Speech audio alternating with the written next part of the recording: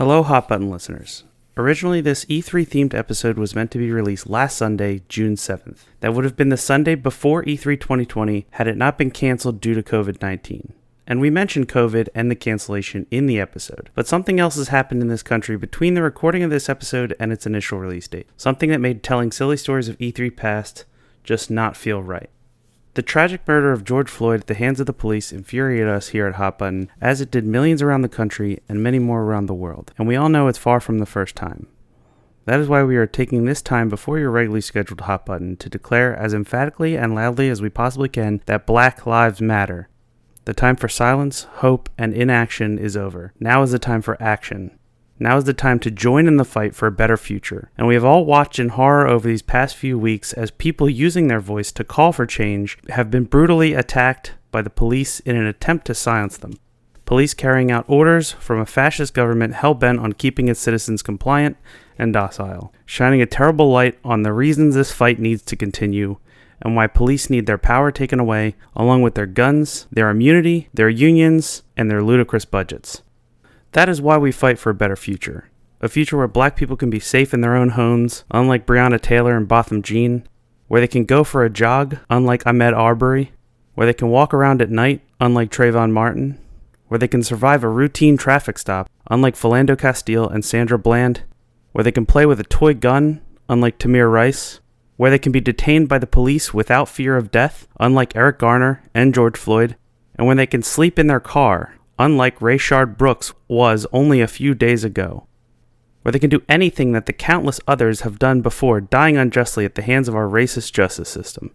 Remember these names and fight for change, and don't stop fighting until no more names can be added to that list.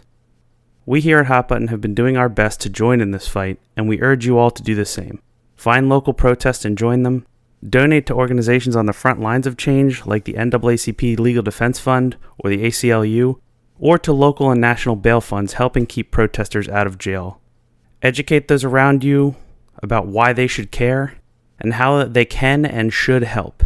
And most of all, vote and continue to pressure whoever is in office until they learn their fucking lesson and change our broken, corrupt, and racist system. Thank you for listening and enjoy the episode.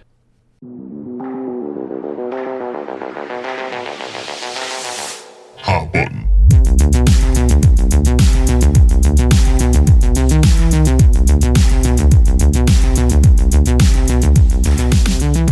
So before we get into the cold open that I had planned, Chris, I think you may have an apology to make I have to zero apologies. to our producer. I have no apologies. All I gotta say is he got me. You got bitten by the bug along with my roommate. Hold on, let me open up my Steam real quick. How many hours? Library last played today. Currently at 99 hours of ESO played in the last 2 weeks. You absolute fool. Well, what hooked you in? I need to know. I've put in more than a regular work week's amount of time into ESO in the last 2 weeks. Mister, I'm not going to play an MMO. I don't know. It's like, I'm not going to talk about why I like it because there's a billion reasons. But okay, I was like, you can tell me why it's good. But I don't know. It called me. I've never really been into MMOs before, but something about the fighting in this is definitely like, it's a bit more rewarding, and I think I missed that whole understanding a game that has MMO elements like I did with Destiny, and that kind of fucking got me a little bit. Like, okay. Being like, oh, I'm speccing for this, let's do this dungeon, this is how I should level up like this. Like, I think I missed that part of it, and that's the big part that got me hooked. No, it's great. I'm glad you're enjoying it. It's just logging onto my Steam and seeing you being on there. It was just like it's just like I can only imagine how vindicated our Oh no, Jason's been playing with me and him, but he showed me some ropes. He got me good. He got me into his clan with one of his friends, and we've all from what I've heard from my roommate, he is not sour about it at all. He is embracing it. And well, yeah, arms are wide open for you.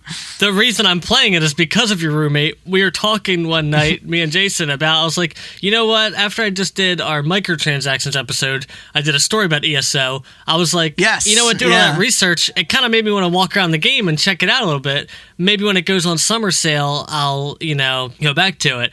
So that night, I'm playing Red Dead Redemption 2 because it's on Game Pass, which is cool. If you got Game Pass right now, Red Dead 2's on there if you haven't played it. Good opportunity too. Yeah. I'm sitting there playing it, and I get like an alert. I look behind me, and your roommate gifted me ESO. And I was like, that son of a bitch. He gifted me Earth Defense Force 5 recently, and that's the bullshit I've been playing.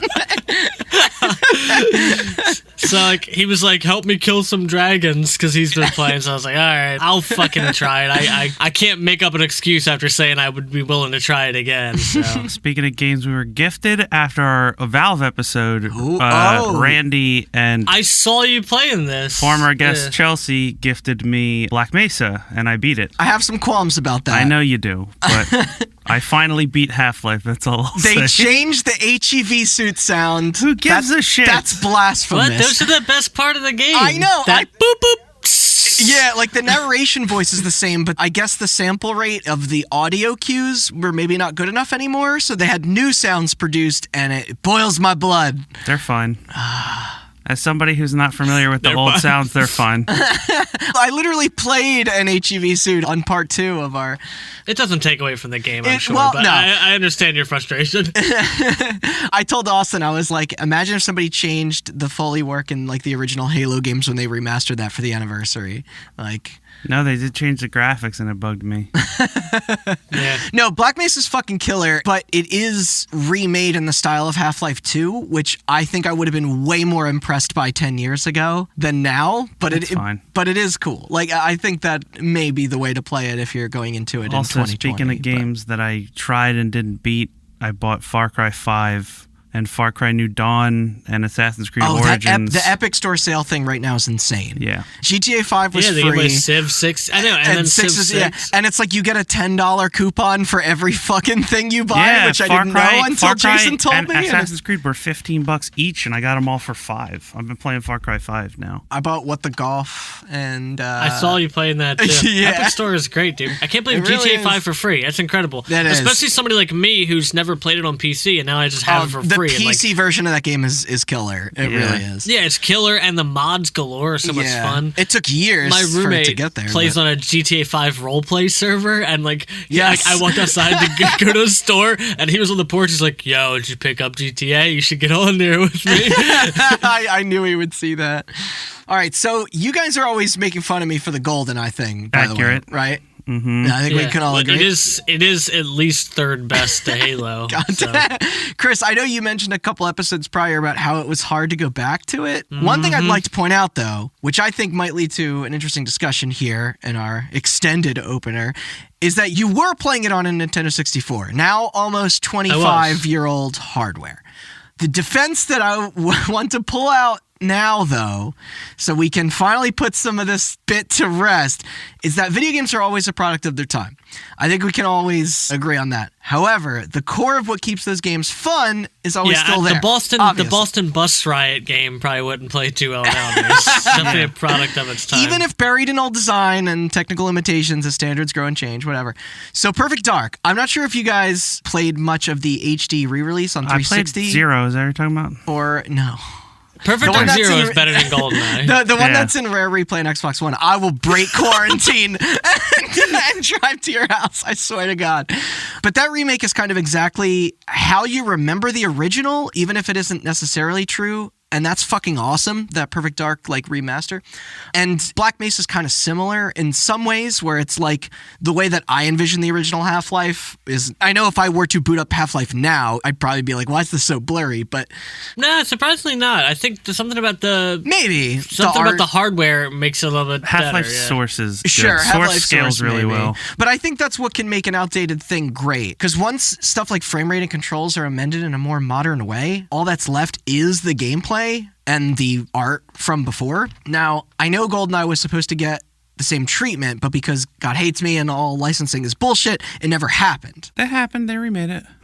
Yeah, I was going to say, yeah. There's the GoldenEye 007 that game. fucking Wii game does Yeah, not for the count. Wii. But my question is, though, what game of your childhood do you think would benefit the most from having nothing more than a new launch on new hardware? Like, no built from the ground up, like no reimaginings, just a simple remaster of how a system from 2020 could run and render a classic. By the way, I did think of this remake kind of proposal when me and Austin, I think a couple weeks back, we tried to play Duke Nukem 3D after the episode we did on it. And woof. Like, say what you will about GoldenEye now, but it ain't no Doom clone like every other PC shooter from the 90s. Like, I would say Chex Quest, but that just came out. So your wish was already granted, I guess. I don't know. All the games I like from my childhood hold up. Like, Ocarina of Majora's Mask still look brilliant. They do. I do like those remakes of those games on DS. Like, they up the graphics a bit. Though I would always prefer to play a game at my PC or my console than a handheld, but like... You know what? Maybe the original Smash. That game kind of looks like shit. You know, you might be right. It's a little how slow. choppy it looks. It's a little slow, too, when you think about it. I don't know. It's tough because you talk about improving controls, but... Because that was the thing. When they brought... Any Nintendo game would be Perfect coming out on the Dark over Switch, and the Switch has an awful controller. Yeah. So... Why? Because it just drifts randomly? Yeah. NHL 94. All right. Any old 90 NHL game, I'll definitely go with that, Dude, too. imagine how fucking wild it would be if they announced NHL 2020 or 2021 and it came with like a remaster of NHL 94. 14, the 20-year anniversary, they did an NHL 4 mode where they tried to adjust the physics to the game, and they put like the stars under the people. Oh, that's pretty good. Yeah, but it wasn't the same. wasn't the same. If they could like recreate the physics of NHL 94, but with the NHL 20 graphics, I think that would be pretty cool. Because that's the thing about like the Resident Evils and the Final Fantasies and the Spyros and Crashes of the World. Like, those are remakes. Like, they are going back and as opposed to just being like, hey, what if instead of they are? But it's like, well, those originals can be a little rough to go back to. But it's like, what if it's like, hey, instead of it being on an N64, now it's just running on your computer? Because like, if you've ever seen what GoldenEye looks like on an emulator in 60 frames, it looks much 4K, better. it's pretty fucking wild. I got two answers: NHL 94 and Advent Rising. Oh yeah. For more on Advent Rising, listen to that's going back. It's episode 2, 3. 3. I think that's 3. That's the beginning of our episodes on game contests. Yeah. Yeah. But no, those are pretty good answers. I think Brink probably could use a good I think the issue with that game was how it looked. They changed the art style of that game, right? Like, past its original announcement. You think that'll have an audience this time? The same audience that's playing like Bleeding Edge or Austin tried Bleeding Edge. What? I played Bleeding Edge. I uninstalled it. No, I just said you tried it. Oh, yeah. I thought you said I was playing it. No. You're not actively playing it. Yeah, Evolve. Would probably be a pretty good one. Lawbreakers would be a pretty good one. Fuck you. The spirit of this question is dead. No, I already gave you my honest answer. All right, that's fair. We'll get into the actual episode. So, traditionally, this is like the most exciting time of year for games, with news and announcements from the annual Electronic Entertainment Expo dominating news cycles, celebrating the field. There's massive onstage presentations, concerts, interviews, streams, you name it. Nearly every single gaming website and forum is just alight with constant updates. Reveals hitting YouTube channels every few minutes, people arguing on Twitter, Walmart leaking release dates, podcasts like ours covering it all, as we showed last year in our E3 2019 special. But alas, due to the COVID-19 outbreak, an already shaky E3 2020 was officially canceled, flipping the whole industry's events upside down while also flipping our plans upside down. Plans to cover the event, the way we did last year. But you know what? That's all right, because Austin devised an even better episode today to make up for it. Well, arguable. One he was already organizing for a while now. Yeah. See, all the way back... I was going to say, in case you were worried about having to skip our E3 episode because it didn't have a number. Maybe it's not relevant anymore. all the way back in March of 2019, when we could frolic around outside and openly make out with our friends at the bar or whatever, we talked about the formation of a little group known as the ESRB, or the Entertainment Software Ratings Board. Here was where another organization, the ESA, or the Entertainment Software Association, came up in their early beginnings as well. These are the folks responsible for setting up E3 year after year, its successes and its failures, for the past 25 years until now. Although currently everything is still on to return again in June of 2021. But yeah, who really are they and how exactly did they form and come to be? Well, Hot Button knows the answers, and that's because Hot Button knows all. I'm Randall Beatrice, here with Austin Blakesley. Oh, hi. And Chris Onantuano. Could have fooled me. I don't know shit. You guys know everything? What do you guys say we get into some ESA, E3 origins, and then maybe some fun stories of them both throughout the past and to present? Sounds like a good time to me. So let's get into the spirit of what we can experience this year around. What have you got in store for us? Okay, well, as Randy said, this episode should be coming out when E3 was supposed to be happening. Yeah. Of course. I think some people are still trying to do something, but yeah, there's events, but now they're all scattered. they're sprinkled throughout summer, yeah. Yeah, we would be talking about E3 2020 were it not for the unfortunate state of the world. In a new console year, too. Yeah. What a time for that For to those happen. of you unfamiliar, E3, as Randy said, shortened from Electronic Entertainment Expo, is an annual trade convention for Yes. people from all over the video game industry to show off what they're working on, announce new games and hardware, and meet with each other to make business deals and talk about tech. We kind of forget it used to, like a lot of retailers used to attend. That was the Exactly. point, yeah. And it makes initially. sense. Well, E3 wasn't open to the public for a long time, That's right? true, Just the yeah. last couple of years Last thing? couple of years. I'll get to it a little later, but yeah, I think it was 2017. Was the Now first they want to one. be PAX really bad. Yeah. Please come. Yeah. Please care about E3. But it makes sense, right? The video game industry is as of 2019, $152 billion a year industry. Ooh. They're probably doing okay right now in all this. And it's a big deal because if you think about it, in terms of the entertainment industry, there's no convention where people go to announce new albums. I mean, the Yeah. television and movie industry have basically just co-opted Comic-Con and South by Southwest. They don't Yeah. have their own a very good- convention. it's a very good point. That is true. is like the only trade show that technically, we'll get to another one in a little bit. Yes, but, I did want to name it in the opener because I know it's going to be relevant to all this. But Well, we'll get to two, actually. okay. What if but- the Oscars were like you could go to a stand and play the first 20 minutes of a Michael Bay movie? Michael Bay wouldn't be at the Oscars. dude. hey, his movies always get nominated for sound. That's why there's a fucking special edition of Armageddon and Transformers with the Oscar banner on Blu-ray. That's just like for your consideration. Like, That should be a crime to advertise it that way.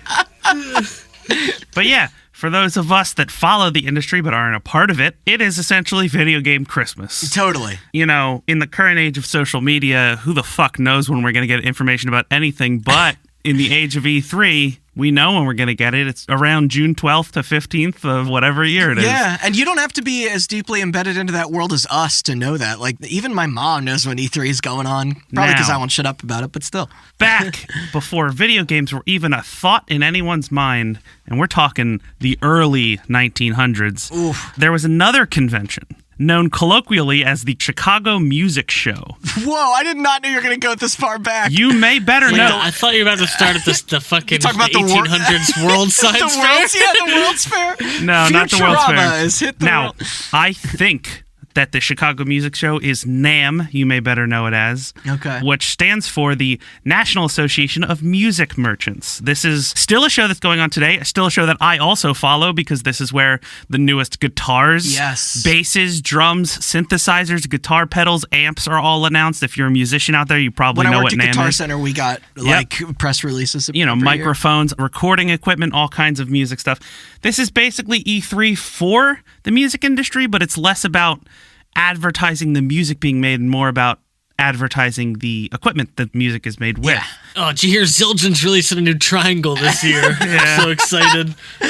Yeah, pretty much. Yeah, those gear books we got yeah. are fun to go through. But since I can't the wait for that new since triangle, the dude. consumer electronics industry for the better half of the 20th century was focused pretty much solely around music. I mean, if you think about it, we talked about it in our PlayStation episode and our Sega episode, but Sony started out making ham radios and what was Sega and doing? Speakers and record players. Sega made jukeboxes. That's what remember? it was. Yeah. Yeah. They look like cigarette machines. Yeah, the only thing to do before the invention of television was listen to music or die in Germany. Like, those are your two options. Exactly. I'd rather listen to music, to be fair. But, as Chris said, in the turn of the 20th century, the middle part, around the 50s, a new invention started creeping into people's homes that was less related to music, although still a little bit. The television. The television, exactly. So, these companies like Philips, Motorola, Sony. The makers of the CDI, the Razor, and the Walkman? Yes, exactly. They were tired of being an afterthought tacked on to this music convention. So, in 1967, the Electronic Industries Association decided to stop playing second fiddle to these damn hippies and their damn guitars and start their own convention, and thus CES was born. Yeah. Now, if you don't know what CES is the Consumer Electronics Show. And like I said, it began in 1967. It's often held in the winter, like January, right? So NAMM and CES are both held in Vegas in the winter. Around the same time as the porn convention. NAMM has a summer show as well. CES used to have a summer show. It didn't do well. Okay. So now CES is just once a year. I actually did not know that. When CES started, it was once every couple of years, actually, in 1967 and then again in 1970, and then they started doing it biannually and then eventually annually. But CES is obviously the ground for a lot of groundbreaking technology. It was focused, obviously, around TVs. If you want those Bluetooth blenders or whatever they're doing now. But also things that could be used with TVs. I'm talking VCRs, camcorders, and you guessed it, video games. Yeah. This includes showings of the first video game part of CES was the first showing of Atari's Pong in 1975. No shit. Other famous showings from the video game industry at CES include the Commodore 64 in 1982, which was a computer, but I thought you were going to name most something people. in particular. I'm going to. Yeah. I'll get there. All right. The NES in 1985, Tetris in 1988. Listen to our 4-part Tetris series if you haven't for more information on that. Yeah. And the infamous stabbing of the back that I mentioned in our Nintendo PlayStation episode. Oh, right. That was CES. That was CES. Okay. Fuck yeah. And for a long time, Listen to that episode. This worked out. You know, video games were a relatively large market, but still small enough to sort of fit in the background of CES. But, as they say, history repeats itself. And the video game industry can only play second fiddle to these damn hippies and their damn televisions for so long. We got Charles Manson's rock band this year. We're doing big. And CES didn't exactly roll out the red carpet for the video game industry either. CES is the Consumer Electronics Show. There are a lot of consumer everything is a consumer electronic more or less these days. But game companies were not the priority. And this is not my words, but the words of some other people there, thanks in no small part to Nintendo, who many blamed at the time for the poor treatment CES gave video games. You see, Nintendo marketed everything back then like it does today. We're a toy company. And if you're planning a giant convention in Vegas with the latest and greatest in everything from televisions to computers to cameras to refrigerators, where do you put the toys? Well, I'll leave it to former Hot Button star Tom Kalinske, CEO of Sega America in the early 90s, to explain. He's come up a few times. This is a quote. Back in the early 1990s, we always used to show at CES in Las Vegas. We were there alongside the guys that were showing their new automotive speakers or their new computing systems or TVs or telephones, what have you. And the CES organizers used to put the video games industry way, way in the back. In 1991, they put us in a tent in a parking lot, and you had to walk past all the porn vendors to find us, to find Nintendo, ourselves, and all the third-party licensees. That particular year, it was pouring rain, and the rain leaked through the tent over our new Genesis system. I was just furious with the way that CES treated the video game industry, and I felt we were more important than they were giving us credit for, so I started planning to get the hell out of CES. No shit. He also was quoted as turning to his team when that happened and saying, "That's it, we're never coming back here again." I don't blame him. Yeah, Yeah, no, I no, don't blame him yeah. either. But still, they needed something like CES. You see, Randy hinted at this earlier, but CES wasn't just for them to show their new games to the public. That's where retail partners were.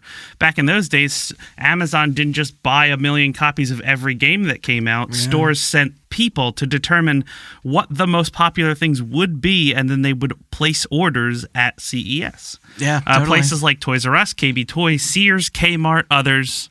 Back before, pre-order. Almost all those things you named are out of business. All of them are. Yeah, no, GameStop's still going strong. Mm-hmm. I don't know if you name them. I guess there's probably EB at that point or Funko Land. Yeah, they would have been like 800, like Babbage's, Funko Land, yeah. EB Games, GameStop. So, flash forward to 1993, Kalinske had a better idea. Sega rented out a golf resort in the Napa Valley and threw a small get-together. They invited a bunch of other companies, including Nintendo, who was a no-show. And oh, really? Yeah, and showed off their games. Everyone loved it. The retail partners loved it. The game developers loved it. The CEOs loved it. Everybody loved not having to shit in a porta potty in a parking lot. So they thought they should have put that on just the. Like, I gotta say, I do miss the porn, but we got a way better setup than we do it. I miss the porn, but I do like to shit indoors. So they had a thought: why don't we throw our own show? But who would throw it? Well, those of you who have listened to specific episodes of our show that we've already brought up may recognize 1993 as a big year for the games industry. Yes. Not only was this the year that they were done with CES, but this was also the year that Sega and Nintendo were in Senate hearings over the violence in the video game industry. For more info on that, as Randy said, go listen to our series on the formation of the ESRB. But long story short, the games industry had formed the Interactive Digital Software Association, or IDSA for short. And what were they up in arms about? That game that has friendship at the end of every fight? I call it bullshit. Yeah. Remember when Sub-Zero makes snow cones? They just weren't cool with it. No, it's too violent. Yeah. But the ISDA had a problem. You see, it turns out that when you're running a Washington lobbying group for an industry, it's not cheap. Sure, when you make cigarettes or firearms, you have plenty of money to throw at lobbyists to fight your battles in D.C., but video games don't have that killing people money. They have that killing digital people money, which it turns out is not as much. It's not as much. So no, definitely not. They had a thought. What if they could throw their own trade show and charge people admission to it, charge people to have booths? With blackjack and hookers. And then they could use that money to fund their other efforts. Yeah. But before we get to that, we have to first introduce another important character, Pat Farrell. Farrell was the man in charge of GamePro magazine. Oh, shit. You see, video game makers weren't the only people having a bad time at the Vegas-based CES. Farrell was a journalist within the industry, and he had a lot of ins. And one of those ins clued him in to a meeting that was happening. So he sent someone to attend. The ISDA needed someone to throw their show, as I said, but before that, they were just a bunch of CEOs that formed some sort of coalition. They had a lobbyist that they hired. Right. But, I mean, what do they know about throwing a trade show? So they met with Gary Shapiro, the head of the organization that runs CES. No relation to Ben Shapiro? I don't know. He might be. To all facts, definitely no feelings. I promise no feelings, Ben Shapiro. See, they had a meeting to see if maybe they could air their grievances out with CES, maybe get some better treatment, maybe get a share of the profits from their third-party vendors at least coming to sell or something like that. Yeah. Here was Shapiro's response in this meeting. Look, you guys make toys. We don't really consider you to be consumer electronics, but you're welcome to exhibit at our show if you want. Maybe shittiness does run in that family. Yeah. Basically, or that name. Or that He's name. Like, all right, now I'm off to talk to my brother, Robert Shapiro, who represented an O.J. Simpson. Basically, fuck you guys. Yeah, so more or less, that's Farrell exactly what that had an idea. You see, GamePro was owned by IDG, which is like Independent Data Group or something, a multi-million-dollar media conglomerate who also had a department for event planning, and they were known for throwing events like Macworld and others. Sure. So he went to his higher-ups, he pitched his idea for a show for the video game industry, and they were on board. Cool. He met up with the event planning department, sorted some stuff out, and got a pitch ready for the ISDA. But before he could give his pitch, Gary Shapiro had caught wind of the plans that Farrell had, and I guess had a sudden Grinch-style change of heart because all of a sudden he went from telling the industry to go fuck themselves to announcing CES was holding their own trade show just for video. What did he smell green and then? Yeah. Yeah. That capitalist fake wallet grew 2 sizes that day. Well, this may be one of the only stories we ever get to tell on Hot Button where capitalism did not win out. Wow. Hey. Or a less shitty version of capitalism won out, I should say. But we'll get there. Don't in a worry, little bit. it'll spend all of its resources rewriting history and propagandizing until you believe that this is an episode of Hot Button where capitalism wins out. Yeah. No, they just won everywhere else. It's fine. So, with multiple parties now interested in running the event, the ISDA called another meeting, and this time to hear the pitches. You know, they went from having nobody to throw this to multiple parties interested in throwing this. And how do you handle that when you're a bunch of CEOs? You hold meetings. So, Shapiro's pitch was first, and basically it was, you guys are a bunch of idiots. I've been doing this for years. I have clout. Let me do it. But Farrell's pitch was different. I mean, Farrell had a parent company that wanted to make money off of his convention, but he personally didn't give a shit if he made money. Right. His focus was on the game company and their needs. He's been to CES for years. He's interviewed the people who are a part of the ISDA. He sold ad space in GamePro to them. He understands what they're looking to get out of the show, and more importantly, he gave them what Shapiro never would. A share of the show's profits. The deal Now they're became speaking his basically language. they got something like 5 or 10% of the profits. I found varying sources on that. Okay. But the ISDA would hold the rights to whatever this new show became, and IDG would get most of the profits from hosting it. But the ISDA would get some of the profits to keep their enterprise running. And here's a quote from ISDA's head lobbyist Doug Lowenstein. He put it this way: "The CES offer signaled to us a lack of respect. They didn't understand that we were becoming a behemoth of an industry. We partnered with IDG because they made a significantly better financial offer, and Pat and his team were already committed to the industry, and they had a lot of deep context, and they understood us and what we want." So the IDSA went with IDG for the show, but that didn't mean every game company was happy about it. We wanted the shitty money guy. Exactly. I'll let Pat Farrell tell you in his quote, "The assholes at Microsoft and Nintendo said CES is the show. It always has been. We're backing Shapiro. Sorry, Farrell, but you don't stand a chance in hell." He said assholes, and it's like Microsoft, standing there. huh? Nintendo, huh? Tom Kalinske was then quoted as saying that this was probably his fault, as he was the lead in the ISDA of the effort to start their own show, and he knows that Microsoft and Nintendo hate Sega's guts. Yeah.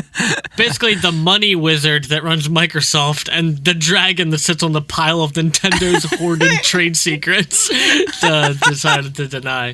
Sega can do what Nintendo don't or whatever. Yeah. But Farrell and Wait, is that the right quote? Did I fuck that up? Sega do what Nintendo don't. Oh, yeah, that's it. Farrell and Kalinske and a couple of others traveled to Japan and tried to talk Nintendo into going to this new event instead of CES. But the Nintendo of Japan heads were afraid of pissing CES off. If this new show flopped, then the video game industry would have nowhere to go. But Farrell also needed a new name for the show. Okay. He settled on Electronic Entertainment Expo. I call it 3 Hold on. E's. No, it's worse. Electronic Entertainment Expo wasn't flashy enough. It didn't have that ring to it. So when he pitched it to all his colleagues in the games industry and the games media, he kept calling it E cubed. It's like E to the power of 3, he said. They responded by saying... Yes, we know what cube means. They responded by saying, "No, that's stupid. We're calling it E3. It's easier to say, it's easier to remember, and way more importantly, it's easier to type." I feel like I've seen E3 styled that way before. It has been, but it's called E3 It for is. a reason, because it's way easier to type E3 than E to the power of 3. I kind of agree that it is less stupid. All right, hashtag bring back E-cubed? bring back E cubed. We're starting it. So, next on the docket, where are we going to host this? Well, he's fighting with Shapiro. Shapiro's got inns in Las Vegas, so he says, "I'll book the Las Vegas Convention Center." Of course he would say that. Because he's got inns there. That way, he can't book it. He offers them a spot. He says, "Hey, I got a parking lot next to some porn vendors if you want to He's hold like, it no one's there." using the BattleBots arena. Yeah, you can be right next to fucking Custer's Last Stand or whatever. Oh, God. But Shapiro, the fat cat capitalist that he is, not wanting to spend a lot of money, booked what city? That's right, Philadelphia. Hey! But there was a problem, which was that he booked Las Vegas Convention Center for June, which we all know now is the regular date of E3. Yeah. However, Shapiro booked Philadelphia for the middle of May. The city that beat up the hitchhiking robot? Yeah. The city that lied about its slogan. Yeah, the city city that of brotherly bombed. love. No, I don't want to do that one. The city that threw batteries at Santa Claus disguised as snowballs.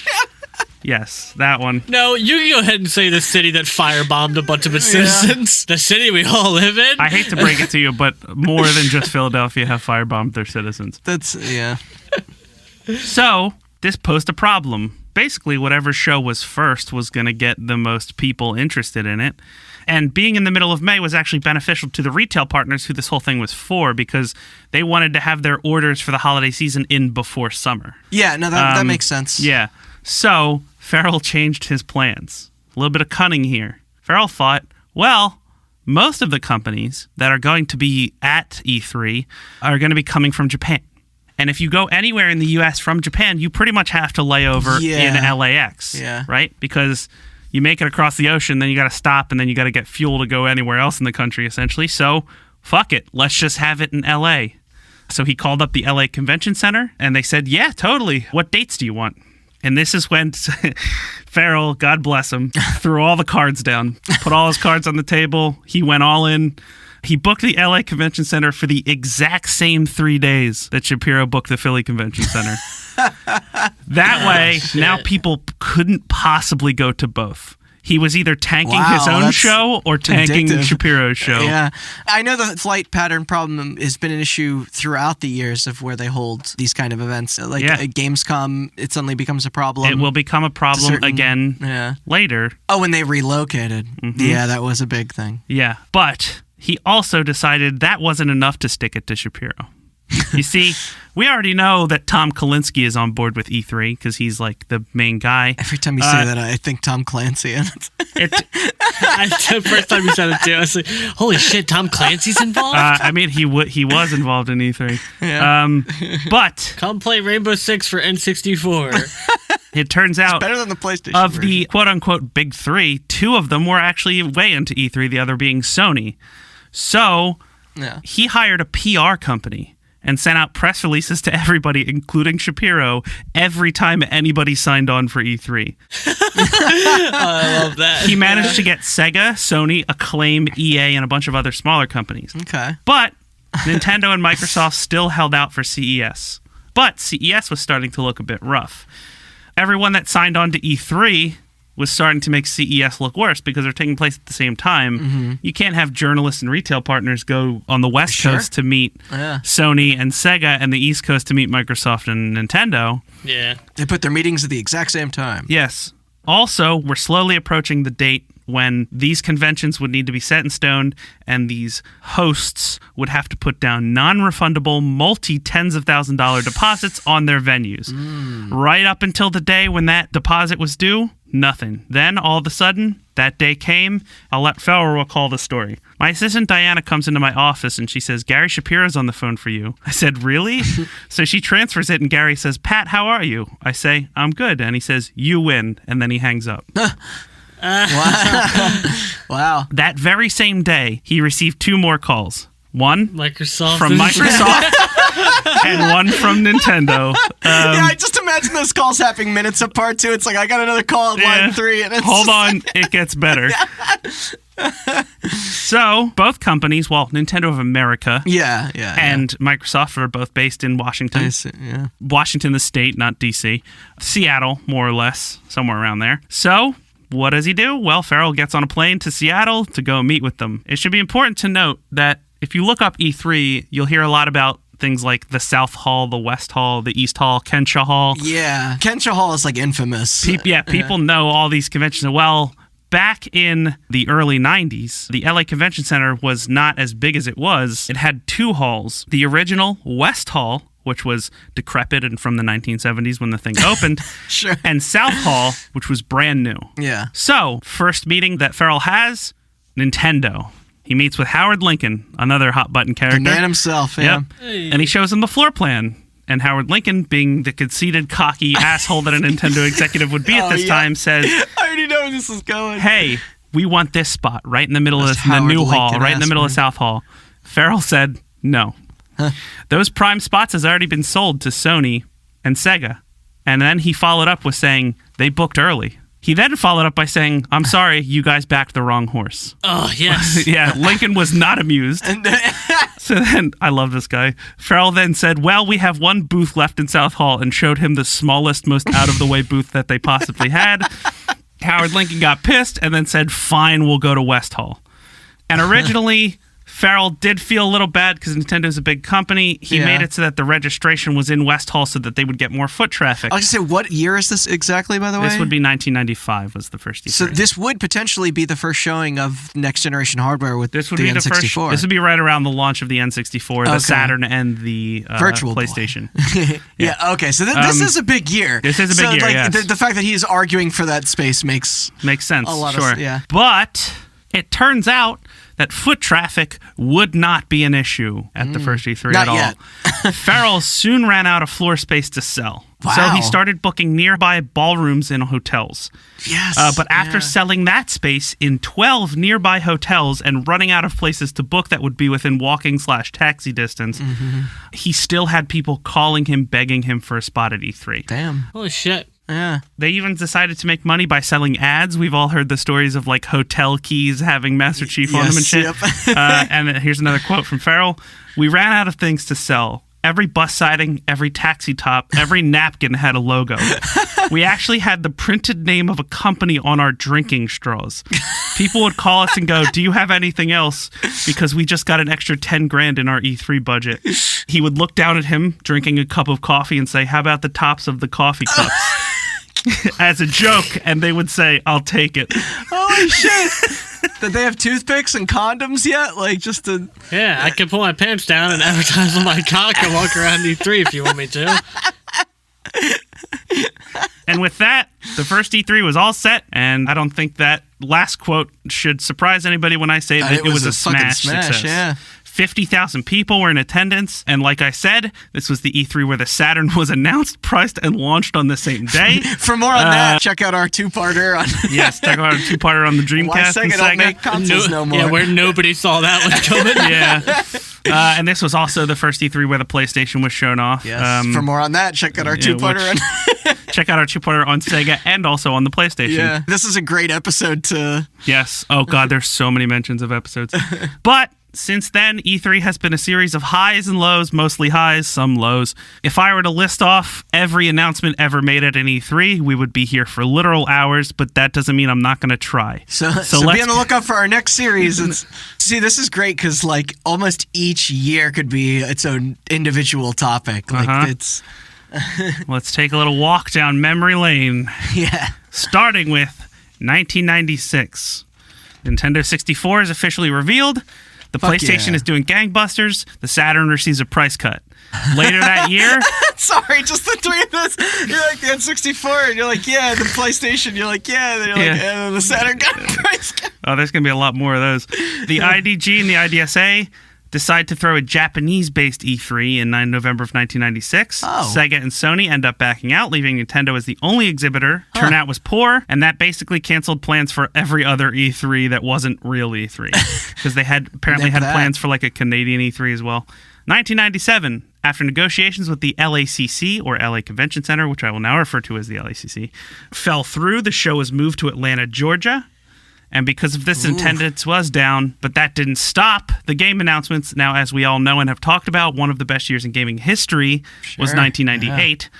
So it would only make sense that 1997's E3 was packed with some great announcements. Some of the highlights: Fallout, Metal Gear Solid, Tomb Raider 2, Quake 2, the DualShock controller, Final Fantasy 7, Resident Evil 2, Star Fox 64, GoldenEye 007, Banjo-Kazooie, and recent hot button topics Duke Nukem Forever and Half-Life. Yeah, shit.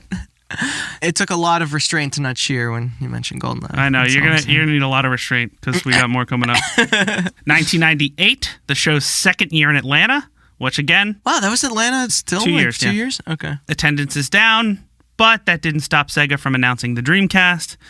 As well, we had showings from Half-Life, again, Duke Nukem Forever, again, and more importantly, The Legend of Zelda Ocarina of Time. Ooh. Nintendo and Sony also upping the ante, had a battle to see who could throw the best party.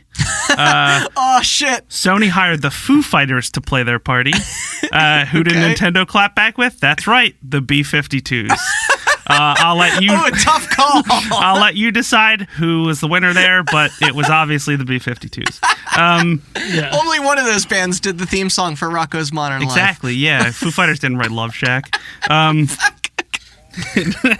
So, Love Shack sucks. 1999, negotiations are back on with the LACC, so the show returns to LA. Right. The Dreamcast is given its famous release date, as well as its price. Wasn't it $99.99? Yeah. Sony hints at the next generation of PlayStation, and as well, Project Dolphin is announced. Yeah. Games shown off include Perfect Dark, Donkey Kong 64, Quake 3, Daikatana, Final Fantasy 8, and a whole slew of Dreamcast titles like Soul Calibur and shit like that. A bunch of their launch titles. Very indifferent to that. I mean, I love Soul Calibur, I but know. I'm not going to list them all. No, it's just funny because I know you don't want to get into it with the Dreamcast because that's 2000, another hot button topic Turn of the millennium. coming up here. The show was 6 months after the infamous Columbine shootings, and protesters were out in full force. For more on that, check out our two-parter. Despite this, it didn't slow the announcements, as the PS2 was announced for launch in America, as it was already out in Japan, and there were no lack of play games. DVDs? It's good. Oh, shit. Yeah. Fuck. Games shown included Conker's Bad Fur Day, Seaman, Max Payne, which was shown off in a parking lot and was actually the subject of a lot of the protests, the original Max Payne. Oh, yeah. As that well game's as pretty grim. that show's biggest talking point, Metal Gear Solid 2. Oh, where they tricked everyone. 2001, we're still in LA. Steam's picking up. Attendance is picking back up. Nintendo shows off the GameCube and the Game Boy Advance, as well as Microsoft hopping into the console game with the Xbox. For more on that. Sega officially being out of the console business forever and showing games on other platforms. Yes, for more on the Xbox, check out our Xbox episode. For more on the Sega being out of the console business, check out our Dreamcast episode. That's a great highlight reel. I know it is. What a topic. Games shown include Metal Gear Solid 2 again, Halo, Devil May Cry, and GTA 3. Hell yeah, GTA 3. Good year. Yeah. 2002, the PlayStation 2 is killing it. There's a famous argument that breaks out over Vivendi and EA, whose booths are across from each other, one showing a Lord of the Rings game based off the books, the other one showing a Lord of the Rings game based off the movies. What does that war look like between those two booths? I don't know, but it was the Two Towers game versus the Hobbit game, and one of those was good. Oh my god, I remember. Yeah. I remember because that Two Towers game was actually kind of fun, and that Hobbit game. All I remember about that Hobbit game is it had like one of the worst box arts. It did. It did. But games shown include Battlefield 1942, America's Army. Yeah, recruit everybody ready for Randy to lose his fucking shit? Metroid Prime, Red Faction 2, Time Splitters 2, and more importantly, the star of the show, Doom 3. Red Faction 2 sucked. Yeah, I know, but you like Red Faction. I do. I love Red Faction.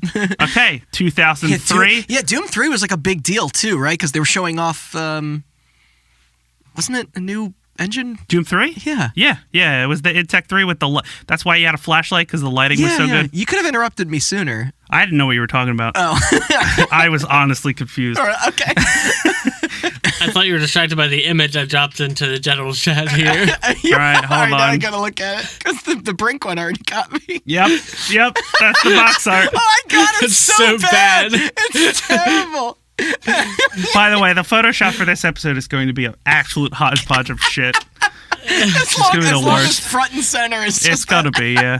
It's gonna be fucking Brink and... All right. Little did they know that there'd be a Hobbit movie that came out 10 years later as good as this box art. Yeah. That's an accurate description. All right.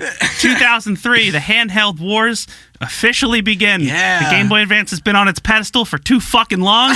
Time to knock it down. That's right. The PSP is announced, as well as the N-Gage. Oh, God. I had one. Games shown include Ninja Gaiden for the Xbox. Hard as shit. Doom 3 The again. first one? Yeah, so fucking hard. As well as two of the greatest shooters ever created, Half-Life 2 and Halo 2. Yeah. We've recently been on record of how stacked the fall 2004. Yep. Yeah. They had to compete with the Guy game. Yes, they did. 2004, Nintendo officially stomps out the console wars 1 year after they began by announcing the DS. Wow, the PSP was announced before the DS? It was, yeah. Oh. We got one screen for each of our competitors' shitty systems. Hey, the PSP was pretty good. Other than that, The DS ate their lunch, though. I thought the PSP release date-wise was after the DS, at least in the United States. But yeah. okay. But other than that, new consoles are about to come out. We all know it. And there'll be a running theme when new consoles are about to come out. The E3 before it is kind of, there's like talk one or about two that good Killzone games. 2 trailer. And it turns out that the games shown are Half-Life 2 again. It's still not out. Listen to our Valve episode for more on that. Yes. Doom 3 again. How about Duke Nukem? Is that out yet? Duke Nukem is not out. The Sims 2 Yeah. blew everyone's minds. A new Zelda game that looks more adult. Yeah. Get the Zelda shit out of here. Exactly. And Halo 2 was the far and away star of that show because it was the only game that was big and had a release date and was coming out. 2005. Way better box art than The Hobbit. Here we go. 2005. To this day, still the largest E3 in terms of attendance. Really? 70,000 people. They haven't beaten that since, huh? Nope. All right. Even with the public. And with good reason. The Xbox 360 has been announced. Oh, that's all you need. You can just stop after the that. The PS3 has been announced. The greatest console of all time. And the Nintendo Revolution has been announced. Yes. As well as the Game Boy Micro. Oh, yeah. Hey, the Micro was I'm cool. sorry, the what? That wallet that played Game Boy Advance games. Yeah. Games this year include Battlefield 2, Call of Duty 2, Fear, Perfect Dark Zero, and Twilight Princess. Yeah. 2006, Sony had just the best conference. Oh my god, this is the year. Giant enemy crabs, Ridge Racer, $599 US. Look it up. Everything. Look up a supercut of it if you can. It is hilarious. It's just wonderful. We might cover that later in like a We really should. microtransactions or something. It is just fucking so funny. Nintendo has a better conference. The Wii is announced. Well, it was better, but also, like, if you watch the E3 of Nintendo for 2005 and then the E3 for Nintendo 2006, they just threw everything out from 2005. I know they It's did, like- but you fell for it. I fell for I know, it. we all both fell owned a for Wii. it. Yeah. I've probably owned more than one Wii. Yeah. Oh, I have to. Why would you do that? That was the console that was more fun to camp out for than actually play. Because they broke all the time because they were bad. Yeah. Yeah, duh. Games they couldn't fold at home like the PS3. Games include Mario Galaxy, Wii Sports, Metroid Prime 3, Red Steel, BioShock, Mass Effect, Gears of War, and Assassin's Creed. Because guess what year's coming up next? Oh, yeah. The best year in gaming ever. 2007. My list of games for 2007 is off the fucking charts. It's insane. Okay, so in response to the record-setting attendance numbers, a couple people had complaints because most of those people were not really in the games industry. They kind of snuck their way was in. it just really crowded or hard to get around? Yes, or? it was. Okay. And I know there's a lot of behind closed doors shit. The show was moved to an airport hangar in Santa Monica. It was also renamed the E3 Media and Business Summit. Attendance was capped at 10,000. And all of this is a huge shame because 2007 is the best year in video game history. Fight me, I will fight you back.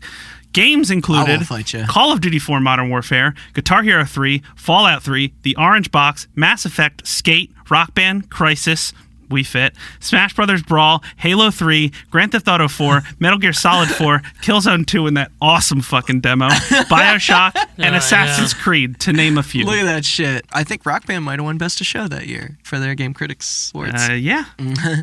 Wow, they scaled it down from literally a seventh of the people that they had? I think 2006 was like 60-something thousand, but yeah, they cut it down by a huge margin. I thought it was 70,000. Man, that's, yeah. And also people complained that they didn't want to be at a fucking airport hangar, which I would, Sure. But it should be noted, 2003, the IDSA was officially renamed to the ESA. I missed that bullet earlier. Okay. I think that did come up on the E3 episode as well. So the ESA, it should be mentioned, is now in full control of E3. IDG has sold for better and for E3 worse. For worse. But that doesn't mean the IDG isn't going to give the people what they want. They hosted their own convention, I don't know if you remember this, in LA in October called E for All. Open to the public, attendance was around 18,000, and there were playable demos of Metal Gear Solid 4 and Smash, as well as a couple of the other games I mentioned, Rock Band, stuff like that. I wonder how much those tickets cost. I don't know. It was a good thing to look up. I should have done it, but I didn't. So, 2008, the show returns to LA. Yes. This was a big... Unfortunately, it's still called the E3 Media and Business Summit, and attendance is now capped at 5,000. Oh, wow, really? Yes. Okay, so I might be thinking of the year after this. Okay. Not a great year. 5,000 is... Yeah, it's not a lot. Microsoft gives us Xbox avatars, as well as announcing Netflix is coming to the Xbox 360. Thank God. Yeah. Well, thus changing the fucking world forever. Yes. Nintendo had... What? No, oh, no, I didn't mean Netflix. I meant thank God for the avatars. Oh, the avatars? Sorry. You ever wonder what the bottom of an avatar's foot looks Speaking like? of changing the world forever, Nintendo had an absolute banger of a show. They announced... Did they? The Wii Motion Plus. Remember that? Yeah. The Wii microphone. Oh, the Wii Motion Plus. You mean the thing that made the console work as intended, kind of? Exactly. The Wii microphone. That was good for Animal Crossing and also Wii Music. nothing else? Oh, that's Robbie Drums. Yep, Robbie Drums. Look up Robbie Drums if you want to see some hilarious fucking footage. Oh, God, what a But rough... 2008, not a bad year. Where Jamie Kennedy and Mr. Caffeine come in, isn't it? Oh, fuck. I think that might have been around like 07. That was 07, I think, yeah. Mr. Caffeine was like... That was for 2007. That was Activision's 2007. Okay. And then Mr. Caffeine E3. Look, I didn't even have to write it. 2011. Okay. They both have to make it into your thumbnail as well. You know that, yes, right? Yes, I do. Just the Killzone trailer with Mr. Caffeine. Yeah. Jamie Kennedy. God, it's going to be a lot of cutting shit out. It's going to take me forever, and it's going to be the worst fucking thumbnail we've ever had. I can't wait. But 2008, no shortage of games. We have Gears of War 2, Fable 2, Banjo-Kazooie Nuts and Bolts, Halo Wars, Resident Evil 5, Fallout 3, again, Final Fantasy 13, Wii Sports Resort, Wii Music, as I mentioned, God of War 3, Little Big Planet, Left 4 Dead, and everybody's favorite multiplayer shooter, MAG. Massive action game. E for All also Resident continued Evil 5. this year. Ugh. But they decided to schedule it the same weekend as PAX, and that didn't work this time. Everybody went to PAX, and EA for All ended forever. Yeah. PAX's attendance, by the way. Yeah. Fucking... Yeah, dwarfs E3s. Yeah. 2000... And Gamescom probably dwarfs that. Yeah. 2009, compromise was made. This time, we're back. We're still in LA. But the attendance has increased to 45,000. That's a significant. Pretty good. More, yeah. And E3's back, baby. No more Media and Business Summit moniker attached. Yeah, they dropped that shit. Yeah. And with that big announcement, that came the announcement that would mark the return of E3. That's right, ladies and gentlemen, the Kinect. You know what an Avatar shoe looks like? Boom, there it is. Oh, yeah. I jumped Scanning your skateboards in. Remember that? I jumped the gun a little early on that. You met that guy, though, at I your did. school, That right? guy's dope. Yeah, apparently he also really made cool Fight Night Round 3 or whatever. That fucking poor dude. Just yeah, Kuda Sonoda. That dude was awesome. I know, but I just meant like his legacy is just that he fucking loves wearing aviators. Does he? Yeah. I'm just saying And that they're like all that awesome. embarrassing. Like that was not his fault at all. That was. But yeah. Was the move also the same E3? No. Was Wait, yes, it was. Wagglefest fucking. That's right, ladies and gentlemen. Throw away those pesky controllers because you don't need them anymore. I'm throwing my controllers out right now. Yeah. Also announced the PlayStation Move. Yep, there we go. The PlayStation Eye. Is that the sequel to the And- toy? Hey, remember when we jumped controller technology forward 20 years with the DualShock? Yeah. Now we're going to jump it back 20 years with the Move. Yep. And igniting the handheld wars once again. That's right, the PSP Go. That's not where I thought you were going. Okay. Games include Left 4 Dead 2, Crackdown 2, Halo 3 ODST, Halo Reach, Metal Gear Crackdown Rising, Beatles Rock Band, The Old Republic, APB, Crysis 2, Splinter Cell Conviction, Assassin's Creed 2, Metroid Other M, Super Mario Galaxy 2, Other M. New Super Mario Bros. Wii, Uncharted 2, Yeah. God of War 3 again, and The Last Guardian. Last Guardian. You mean 2017 game Last Guardian, or is it 2016? Yeah. Yes, yeah. Oh, wait, by the way, is Duke Nukem out yet? Not yet, no. Dude, by the way, God of War 3, I was just like showing somebody the other day. I was like, there's a part right in the beginning. I don't care if I'm spoiling it. You should have played it by now. Where you fight Poseidon and he like, Yes. comes out of the water. I and he has mentioned this line, where he's like, "You dare challenge me, mortal?" Dude, you should seriously just Google Poseidon and fight a God of War 3 and just listen to the audio quality on his voice. Also, it's so fucking cool, dude. Also, when you beat him, the camera switches to his perspective, and then Kratos gouges his eyes out, and you get your eyes gouged out in first person. Yeah. Fucking rules. I'm so sure that's that cool. I'm pretty sure I've mentioned it on this podcast before in the past. Like, it's just like all three of those games, very epic quality. Because I don't count any of the new God of Wars because I haven't played any of them. That reboot was a hell of a thing, man. The new one's phenomenal. I was gonna say that trailer for the Old Republic was something else when that dropped. I was like, I've never played a minute of that game, but I remember that trailer. Blur Studios, everybody, look them up. Yes, they make very bad games look very good. They also did it with Dead Island. I was gonna say they did the Dead Island trailer, right? Yeah, that was a hell of a trailer. Yes, it was. Not at all what that game ended up being, but 2010, the motion wars are in full swing. The Wii is just doing gangbusters. So, what do we have? We have grandma's happy. More on the Kinect sensor and the Move wands, and Nintendo has officially moved on from the motion thing because they announced the 3DS. Another stupid gimmick. Yeah. Oh, so wait, you're talking about that thing that everybody turns off when they... Yeah, that one. Okay. When they play the... Games for this include Project Milo, Dance Central. Never to come out. Connectables, Dance Central, Gears of War 3, Fable 3, Halo Reach Again, Killzone 3, SOCOM 4, Heavy Rain, Infamous 2, Little Big Planet 2, Legend of Zelda Skyward Sword, Wii Party, the GoldenEye 007 remake, Kirby's Epic Yarn, Donkey Kong Country Returns, and Kid Icarus Uprising. I remember that Nintendo showing of Skyward Sword being very uncomfortable. Do you remember the Nintendo showing of Kid Icarus Uprising where the models came out with 3DSs attached to their hips? Remember that? No. What? I was Look that up, everybody. That was the E3 that Shigeru Miyamoto famously got upset when the Wii stopped working. Yes, that was the Skyward Sword demo. I didn't know about the Kid Icarus thing. 2011, just put the console and handheld wars to bed, ladies and gentlemen, because we have both the Wii U and the PlayStation Vita just knocking it out of the park. You can skip this whole year. No, I can't, because video game-wise, it is awesome. Okay, we have all right. BioShock Infinite. Oh, hell, those first trailers were crazy. The Tomb Raider reboot, all right. Skyrim, Arkham City, Mass Effect 3, Skyward Sword again, Uncharted 3, Battlefield 3, Far Cry 3, and Ghost Recon Advanced Warfighter. Okay. And Uncharted Golden Abyss for the PlayStation Vita, which was the best PlayStation Vita game. They made up for it, I guess. Yeah. Wait a minute. Advanced Warfighter was already out. This had to be a later Ghost Recon. Oh, no, it wasn't Advanced Warfighter. What's the one after that? Future Soldier? Future Soldier. Sorry. Yeah. No, you're fine. I saw a screenshot and wrote Grawl, but you're right. It was Future Soldier. No corrections here. Yeah.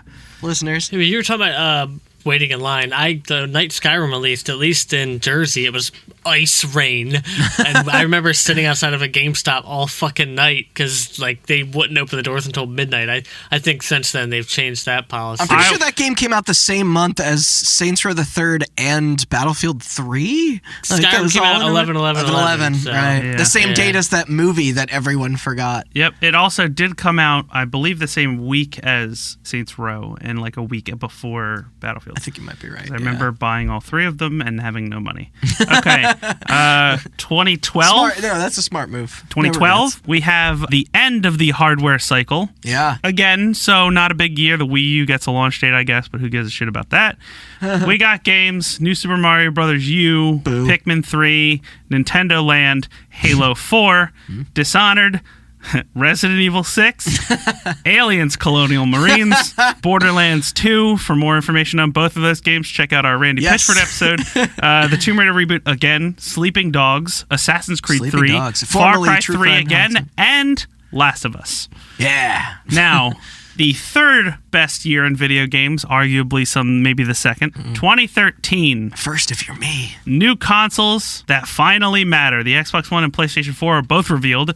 This was also noted the first year that Nintendo did a Direct instead of a conference. Wow, that long ago, huh? Mm-hmm. It's been a while. Jeez. By the way, what you're about to say about this year is what we should be experiencing this year. It should be. Technically. Games include Halo 5, or theoretically, Titanfall, Metal Gear Solid 5, Battlefield 4, Kingdom Hearts 3, Infamous Second Son, Killzone Shadowfall, The Order 1886, Knack Baby, Smash 4, Mario Kart 8, Super Mario 3D World, Legend of Zelda: A Link Between Worlds, Pokemon X and Y, The Division, Watch Dogs, and GTA 5. Watch Dogs was another one of those infamous. Well, I don't want to use the word infamous. It's a cool demo. It is a little bit of a misleading demo, though. Sure, yeah. Okay. Man, Metal Gear Solid 5. Is that far back, huh? I guess so. Yeah, that took a while to come out. You mentioned the Tomb Raider reboot already twice, and that was... Yeah, that came took out some time. right at the end of the console cycle for the 360. Because then they re-released it again. Yep. Okay, 2014, consoles are out. And you know what that means? Games. We have Destiny, Uncharted 4, Rainbow Six Siege, Batman Arkham Knight, Crackdown, Far Cry 4, Gears of War 4, Quantum Break, Sunset Overdrive, Battlefront, and The Witcher 3. Did you say Crackdown? Indeed I did. Yeah. It's going to have all this destruction. It's going to be great. 2019's. Okay. 2015, consoles are in full swing, so more games. And here we go. Dishonored 2, Doom 2016, Fallout 4, ReCore, Dark Souls 3, Rise of the Tomb Raider, Rare Replay, Mass Effect Andromeda, For Honor, Ghost Recon Wildlands, Horizon Zero Dawn, the Final Fantasy VII Remake, Super Mario Maker, Star Fox Zero, and very early hot button topics, Just Cause 3, and No Man's Sky. Oh, yeah. Mm-hmm. Also, fucking A, Doom. 2016, E3 is starting to lose some people. EA drops out to host its own event right next door. Yeah. The PlayStation VR is officially announced. And the nice. Nintendo reveals the NX earlier that year. That was a crazy trailer when that dropped. Yeah. Games include Titanfall 2, Battlefield 1, the Prey reboot, Dead Rising 4, Sea of Thieves, Scalebound, Halo Wars 2, Scalebound. Watch Dogs 2, Steep, God of War, the reboot, Detroit Become Human, Farpoint, Death Stranding, Breath of the Wild, Final Fantasy 15, and Resident Evil 7 is possibly revealed in the second best way ever, second only to Silent Hills, which never came out. Also, man, when that Death Stranding trailer came out, nobody knew what the fuck they were looking at. This is also the year that the ESA hosts a separate event called E3 Live, which is open to the public, and from what I remember was mostly Doritos advertising. Those tickets were like $200 or something? No, those were free. Oh, E3 those were free? tickets are Okay, $200. I'm thinking of the... Because we get to 2017.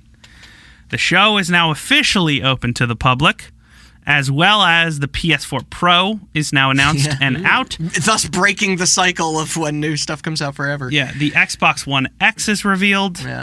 Other than that, we have Super Mario Odyssey, Spider-Man, Uncharted Lost Legacy, Anthem, Battlefront 2, Beyond Good and Evil 2, and Destiny 2. Beyond Good and Evil 2. Yeah, that's still late. By the way, my concept of time, the more current you get, this all feels like weeks ago to me. Right. 2018, show still open to the public. They sell more tickets. People start complaining about crowding again. Is this Sony's last year? This is Sony's last year. We have Sekiro, Jedi Fallen Order, Battlefield 5, Gears of War 5, Halo Infinite, Elder Scrolls 6 logo, Doom Eternal, the Starfield logo, Rage 2, Fallout 76, The Division 2, The Last of Us 2, Ghost of Tsushima, Death Stranding again, and Super Smash Bros. Ultimate. Yeah, Smash Ultimate. Which was the only game that they had there. You forgot about that was 2018? Yeah. You forgot about Walmart leaks. Right. The Rage 2 thing? Yeah, Rage 2 was leaked on Walmart.com. Well, that was the year they leaked a whole bunch of shit, right? By accident? I can't remember what else they leaked. They leaked a shitload of games that had yet to be announced, I think. Right, yeah. And then we come to 2019. I'm not going to go over this. We did a podcast about it. Listen to it. Listen to it. How do you think those opinions held up a year later? That's good. I kind of want to re-listen to it again. Yeah, go listen to that. The only Randy's like, no, I don't think women should vote, and I'm never going to change my mind. No, it's just us glowing about the Avengers game for 3 hours, right? Mm-hmm. Yeah. Yeah. The only relevant news to this podcast is Sony backed out. That was... One additional story has come to light since we recorded that podcast. However, on August 3rd, 2019, an unsecured list of press and other attendees was found available to everyone in an Excel spreadsheet on the ESA's website. ESA quickly pulled it, but as the internet works, once it's out there, it's out there. Many journalists received attacks and death threats because people hate them and know their info. An additional list of past attendees was also found and removed from the ESA, and the same thing happened. It took them a while to kind of alert people about that too, didn't it? Yes, it did. Yeah, I mean, you have Sony backing out, you got EA backing out, and now you have... You had new companies in over the last couple of years, too, though. Like, Square Enix did their first direct-style Warner was supposed to have their first conference this year. Were. I wonder if they'll still do it in some capacity. I think they are. Because Bethesda, they've only been doing this for a couple of years. Devolver's a couple of years. And stuff. But, of course, Devolver does just make fun of everything, which is great. That's great. Yeah, that's another thing. Go watch some Devolver press conferences because they are fucking phenomenal. Yeah, and there's an overarching story. It's like the only good part of E3 anymore. But yeah, absolutely, there is. You should watch all of them. Yes, watch all of them. Okay, so with that, we reach today. Yeah. Now, good old 2020. We are now in, as Randy mentioned in his opener, the 25th anniversary of E3. Mm-hmm. Of course, E3 2020 is canceled because the world is canceled because of COVID-19. The show is still planned for 2021, as Randy said. It's pivoting way more towards a public show akin to PAX. There's all kinds of new initiatives that they're going which for. Many see as a sign of its growing irrelevance. It's a scrambling to form their identity for sure. Yeah, and they planned a digital experience for people at home. It's definitely becoming more of a thing. But for the longest time, E3 was the single most important event of the gaming year. I mean, I was joking, but it pretty much is gaming Christmas. Mm-hmm. I have very distinct memories of being a kid and like downloading trailers on websites, and then being older. I burned the Halo 2 trailer to a DVD and watched it on loop. Do you still have it? Somewhere. You fucking nerd. Yeah, well. The last time I remember, I think it had to be 2016 or 2017. I remember a bunch of us were playing Overwatch right after the presentations, and I just would, every time we got thrown into a new game, I would just write in the chat. I was like, so what did everybody think of E3? And you would just see like a wall of text of people arguing and agreeing with each other. It was great. Yep. It obviously no longer really functions as a trade show. Because the retail partner thing doesn't really matter as much since Amazon runs the world. Does GameStop still actively send higher-ups and people? Yeah. But, I assume they do. Yeah. It's now more of an advertising vehicle. And in the age of social media, companies are finding it easier to tweet out announcements than giant, expensive showings. They'd rather control the news cycle themselves and not compete with people. They don't want to get buried in the E3 news cycle. Or spend all the money going out there. But I love it, though. I love that pageantry. Most people believe that E3 isn't needed at all. I disagree. The problem is E3 is expected now. And with the unfortunate state we find the world in now, the cracks in the facade are kind of starting to show. I know they can't hold events this year for a good year, but it is a console year. We have 2 new consoles coming out supposedly at the end of 2020. This should be the most exciting, thing. And without E3, we have everybody wondering when they're going to get any info instead of knowing that it's going to come at E3. Sony and Microsoft's hands would have been forced. Totally. I guarantee you if E3 2020 was still on, we would know way more about what the fucking PS5 looks like. Yeah. But because there's no forcing going on, both companies are holding their cards close to their chest and waiting for each other to make the first move. And they have their own events that they... As of this recording, May 25th, all we know is that what the Series X looks like and that it's powerful, and we know what the PS5 controller looks like, and we know that it's powerful. That fucking controller. More info hopefully will be out by the time this releases. I feel like July. Which will be the day the E3 conferences were supposed to start, which would have been, I guess it was Sunday, June 12th or something like that. Yeah. But who knows? Maybe E3 needs to die. I don't think it does, but I at least hope its absence this year makes more people realize that it's a little bit more important than they give it credit for. Agreed. Yeah. Totally. You're making me all nostalgic all over, and just like, it would be cool if we did a series of just like covering each individual E3 and just the... There's so many of them. I know. And I'm sure other people within the industry have probably done something similar, but it is cool to revisit that stuff because it's interesting to see how that ages. There's your E3 story, history of the first E3, and then a walk down memory lane of game announcements. I don't know what information we'll know by the time this releases, but I know Microsoft's whole Xbox One reveal event is in July? Yes. Xbox Series X. I think the way to end this would be EA's thing is actually happening in June, right? Mm-hmm. And is Bethesda's? We don't know about WB. So. It's been this really tricky... Ubisoft is in July as well, Ubisoft is in July. Sony is still... Nintendo has flat out said that they're not doing anything for a while. And Devolver will drop their thing. Yeah, Lord knows what Nintendo's doing. Yeah, it's so wishy-washy. I think Everybody's we're still up in getting the air. some version of the PC gaming show or whatever. I think we're still getting some version of like an indie showcase. Okay. From Nintendo, you're saying? No, just from like, like an indie group of... I don't know what Square Enix has. Okay, I know what you mean. Yeah, there was like a movement where indie developers were like, well, not having an E3 hurts us way more than it hurts the big companies. No, absolutely. And I'm glad you mentioned that. threw together a giant indie showcase for a bunch of indie developers. CES and E3 getting canceled this year has been murder on indie developers. CES wasn't canceled. Sorry, not CES. GDC. GDC, sorry, that's what I was thinking. CES was actually ground zero for COVID, a lot of people think. I've heard that, yeah. That was probably the last game-related event of the year. Because a lot of individuals use these types of shows to network and to show off what they've been working on, and it's easy for a lot of people to criticize the importance of something on the scale of E3 and the money that's spent on that, but you don't realize how many people do get left behind. PAX is you don't realize that PAX was also probably a hot spot for shit this year. Cuphead wouldn't have been probably as popular if it didn't have a spot on the Microsoft stage. Absolutely, yeah. Well, that's the first time I saw it.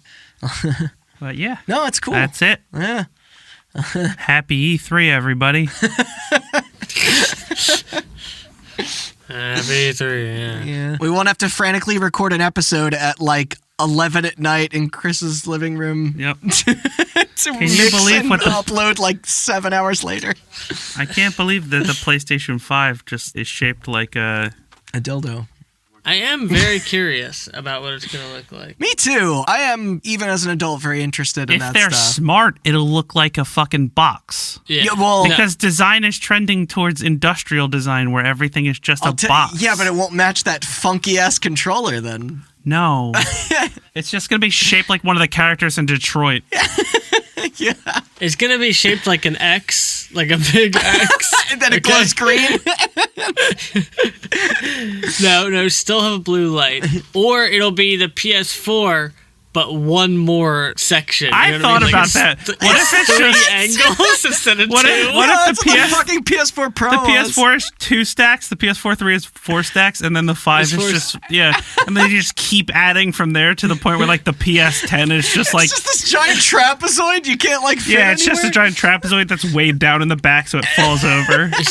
Is that one of those old school furnaces from like old apartments? No, that's probably PlayStation 10. The PS5 could look like anything, and I'll like it more than the PS4s. Oh, you say that. Have you seen what the dev kits look like? Oh yeah, no, I have that weird fucking with the pizza heating slot. Yeah, hey, that's practical. There's no criticisms against that. But I like the it's Series really X good looking like a subwoofer dehumidifier. You know what's really good for circuits? Pizza grease linking into them. It's great for them. But yeah.